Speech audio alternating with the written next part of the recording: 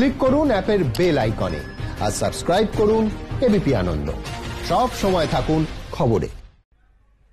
পাহাড় প্রমাণ ব্যর্থতা ঢাকতে বিকৃত প্রচার, এতে লাভ কিছুই হবে না, জবাব রাজ্যপালের।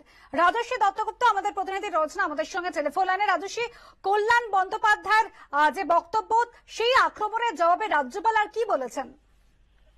দেখো, রাজ্যপাল যেটা বলেছেন, মূলত কল্যাণ বন্দ্যোপাধ্যায়ের এই সাংবাদিক সম্মেলনের অভিযোগের উত্তরে যে রাজ্যপালের মতে একটা রণকৌশল, রাজ্যের যে পাহাড় প্রমাণ ব্যর্থতা রয়েছে সেগুলোকে ঢাকা দেওয়ার জন্য এটা একটা রণকৌশল।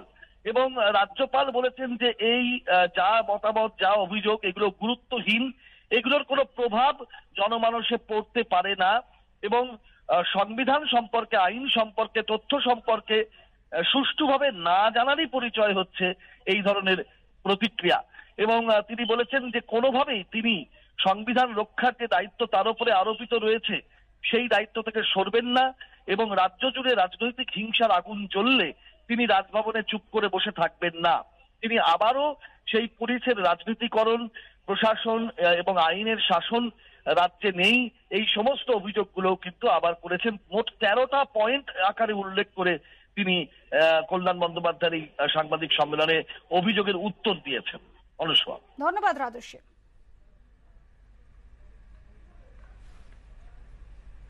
বিজেপি নেতা শ্রমিক ভট্টাচার্য কি বলেছেন এই প্রসঙ্গে শোনাবো। ক্রিমিনালদের সঙ্গে রাজ্যপালের সম্পর্ক নিয়ে তথ্য উনি কোথা থেকে পেয়েছেন? বিজেপির যারা ক্রিমিনাল আছে, যদি বিজেপিতে ক্রিমিনাল থাকে, আইন শৃঙ্খলার দায়িত্ব কার? আইন শৃঙ্খলার দায়িত্ব তো রাজ্যের। সেই ক্রিমিনালদের রাজ্যের পুলিশ অ্যারেস্ট করবে। আসলে কল্যাণ বন্দ্যোপাধ্যায় রাজ্যপালকে টার্গেট করে, রাজ্যপালকে আক্রমণ করে মূল সমস্যা, মূল বিন্দু থেকে মানুষের দৃষ্টিটাকে দূরে ঘুরিয়ে দিতে চাইছেন, কিন্তু এতে উনি সফল হবেন না।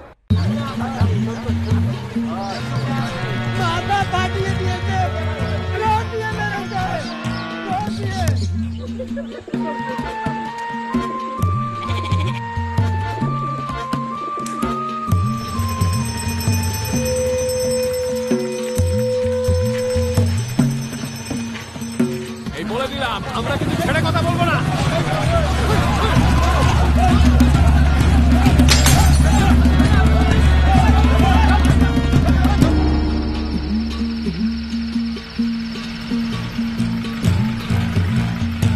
ভোর রাত থেকে রাতভর বাংলার কোথায় কি হচ্ছে তাই নিয়েই এবিপি আনন্দ আজ বাংলায় রোজ রাত 9:30টায়।